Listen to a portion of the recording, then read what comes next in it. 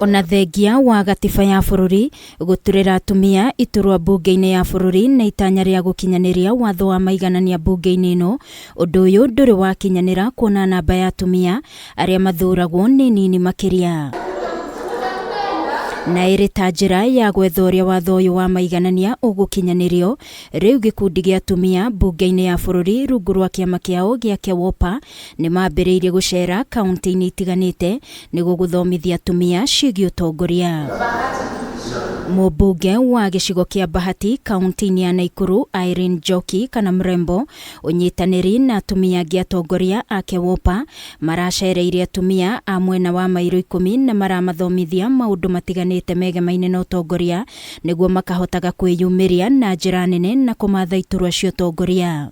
Na issues iria ciratu affect muno ni uhoro wa 2/3 gender rule, which no nginyagia tugerie so attain that 2/3 gender rule. Na ndamera nyitirira ya atumia aria me utongoria-ini tutigakorwo atumia ni ithuĩ thũ o citũ tũrĩ enyewe. Jemaima Aluda kuma gĩkundi gĩkĩ gĩa KEWOPA agĩtarĩria atĩ imwe cia kaunti 8 iria matanyĩte guthomithania nĩ iria mwana wa mũirĩtu akoragwo ahinyĩrĩirio. In the past, we've worked with some of these counties that have had the stereotypes and the gender inequalities, especially in women participation in politics, especially like in the northeastern, and we can be able to say that we've had women elected in those counties, and we have good examples. For instance, in Samburu, our beautiful lady. Amwe aria mamukirite mathomo maya ni macoketie ngatho guku makiuria atongoria guteaniria mirurungano iria tanyitwo gugacokereria rucio iria ngwataniro ya Azimio la Umoja maugite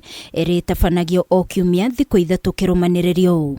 Turugame wega na bururi witu na twirutire gutongoria ni tondu wana twatuika atongoria tugutongoria kanitha, tutongoria micii, ona tutongorie bururi. Tuna changamoto nyingi katika kuingia kwenye uongozi, kama vile pia kukosa kujiamini na kuhofia madhehebu, pia kama makanisa, misikiti tunaogopa pia kuonekana mbele ya watu, na pia tunahofia wanaume kutunyanyasa.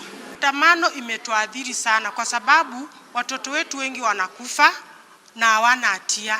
Alafu pia biashara imeadhirika. Alafu pia watoto shuleni masomo inabidi waende absent. Unaona juzi watoto walipigwa tear gas. Imagine inabidi mzazi utaki mtoto aende shule kwa sababu ya hiyo maandamano. Alafu pia maandamano hata kama wanasema ati wanataka maisha irudi chini, inapandisha maisha. Yani maandamano ni kitu mbaya sana. Ngiribotera Kameme TV ni njĩtagwo Wangui wa Mũirũrĩ.